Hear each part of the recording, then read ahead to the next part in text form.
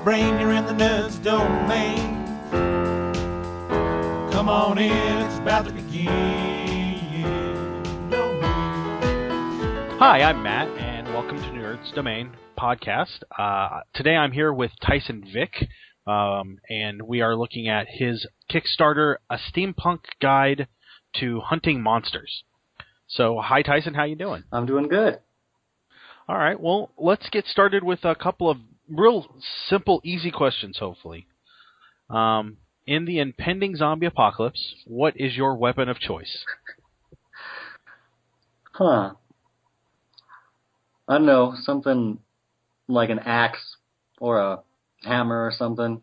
Something blunt that you can use over and over again. No ammo? That's right. All right, well, all right. Given all of the sci-fi you know, what planet do you most want to visit? It's quite the question. We ask the deepest, heaviest questions in this podcast. So. Ponderous. Well, I read somewhere there was one that was that rained diamonds. That sounds like that would be quite a thing. That's something. Okay. But I mean, that's a real planet. If you want a science fiction. Oh, planet. Really? Yeah, definitely. Oh, like a fake one? Yeah. You know, I like the one. Where's the Mandalorians from in the Star Wars, the Clone Wars? That planet that's a really weird blocky city. What's that called? Mandalore, maybe? Is that what it's called? Mandalore? I think so. Yes. Yeah. Well, I think that's a pretty awesome city. All right, on. Okay. So let's talk about your project a little bit. What exactly are you doing with A Steampunk's Guide to Hunting Monsters, and why do you have such a passion for this project? Okay, well, when I first started out doing pictures, I needed to have a lot of costumes because I do really over-the-top stuff. So I had to learn how to do costumes, and I was making costumes. And the only other person that I found on the internet who does what I do is a woman named Elisa Kester. And so we worked together on some photos. She's a real steampunk. She does steampunk everything. She goes to the conferences. And we did a photo shoot together for Dark Beauty magazine, and we wanted to do a shoot again. So we decided we would use her monster costumes. And basically we liked the idea of doing a monster book so much that we decided to expand it into just a full all monsters, all steampunk costumes adventure novel. Okay. So this will be one part photography, one part writing? Yes.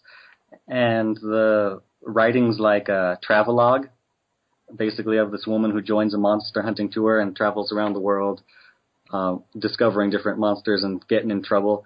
And on the way, she's basically trying to find a husband also, and she hates everybody she meets, so it's pretty funny. It's like Jane Austen. And half of the book's also the photography, so it's like fashion spreads illustrating what she's doing, sort of omnipresent, and there's also fashion photos taken as if she's taking them in the book, like tintypes and daguerreotypes. All right. So it's going to be a lot of pictures, and I've seen the Kickstarters kind of strewn with all kinds of pictures, and they're all beautiful. And I've looked at your website. It looks like you do very stylized photography. Yeah. And I assume this will be in the same style. Yes. Yeah, highly stylized, lots of hair and makeup, lots of effects. All right. So why don't you tell us a little bit about you? What sort of photography experience do you have? How long have you been doing this? I graduated from film school in 2002, I believe. And then I just put all that knowledge to work in photography. So most of my photos are cinematic, and I usually just create scenarios or set up scenes. And I usually have to use a lot of people who can act to do it, because I like emotion. I don't just like the people sitting around looking pretty. Yeah, yeah. So I've been doing photography for 10 years now. Pretty elaborate stuff, traveling around the world, meeting models, and building all sorts of costumes and props. Okay. So have you been published in a lot of things mainstream stuff we might have seen? I get published in Dark Beauty magazine pretty regularly, and that's got a lot of steampunk and goth fashion. Okay. And I also get published on a lot of online magazines. Okay. It looks like you guys have been up for just under a week, and you're sitting at around 12%. Funding seems to be going pretty well. How are you feeling about it? It waxes and wanes. Sometimes I'm like, oh wow, we're going to make it. And other times I'm like, oh, we're never going to make it. And so pretty much 50-50. But okay. I'm really glad that people are showing support. And it looks like you're asking for $9,900 US dollars, and you're right about $1,200 right now. Yeah. And you got what till the 16th of November? That's correct. So you've still got quite a bit of time. So it looks like you're offering some postcards, and as well as a monster hunting tour postcard. And then all kinds of stuff of the book itself, and then the option for people to be put in. Yeah. Anything you want to highlight in any of your backer levels that you think is especially great? Well, if you start following our blog on steampunkmonsters.com, you'll see a lot of the stuff we're making. And we're going to have so much stuff by the end of it that if you support at those higher levels for like costume pieces or props, you can pretty much select from everything we make. So I would suggest supporting at a higher level if you want something really weird or cool. Okay. And looks like a couple of them are even full costumes and the ability to be in the book as well. Is that right? Yeah. Okay. So what's your time frame looking like? Seems like a pretty elaborate project. When are you looking at doing all the shooting? It sounds like you've got a bunch of costumes to build still, and props. Yeah, we're building the 80 costumes between now and probably July or August, and we'll be shooting in September. That's when we're planning to take all the photos. Okay. And then I'm sorry, give me just a second. My internet is not responding. There it goes. So it looks like delivery December of next year for the book. Is that right? I think we'll probably be done with the photo editing. I'll get all the prizes out by that time, but I don't know if the actual book will be finished until maybe 6 to 12 months afterwards. So okay. I didn't actually put on the Kickstarter when you'd get the copy of the book because I really don't know. Okay. But we're workhorses, so I mean, we'll get it done. Okay. And so it looks like you've got some writing to do as well, and that's all worked in there, I assume. What else? Is there anything else you can give us hints of any other projects you have coming up? Anything else you might be involved in that we should check out? Well, for the past 10 years, I've been illustrating the operas of Mozart through photography, and you can see some of those on my website. But other than that, and the occasional fashion picture, I'm pretty much set on this project for next year. Okay. So, will we be able to see you at any upcoming conventions anywhere? Are you have any plans to head anywhere? Well, Elisa is actually going to SteamCon, which I think is this weekend in Seattle, and she's actually on the panels. Oh, good. Okay. Yeah, so she says she's doing a panel on Friday, Saturday, and Sunday, and she says she's doing wardrobe rescue, everyday steampunk, and a no-so thrift store rehab panel. All right. And if any of your listeners wants to go visit her, she's eager to meet people. Okay. And this is you said Steampunk Con up in Seattle. And yes, that's Steampunk. That's their big yearly con, isn't it? That's right, yes. Okay. All right. Well, anything else? Anything else about the Kickstarter that you wanted to point to, specifically? Well, I don't know. I mean, I've never actually set up a Kickstarter before. Okay. What do other people usually say?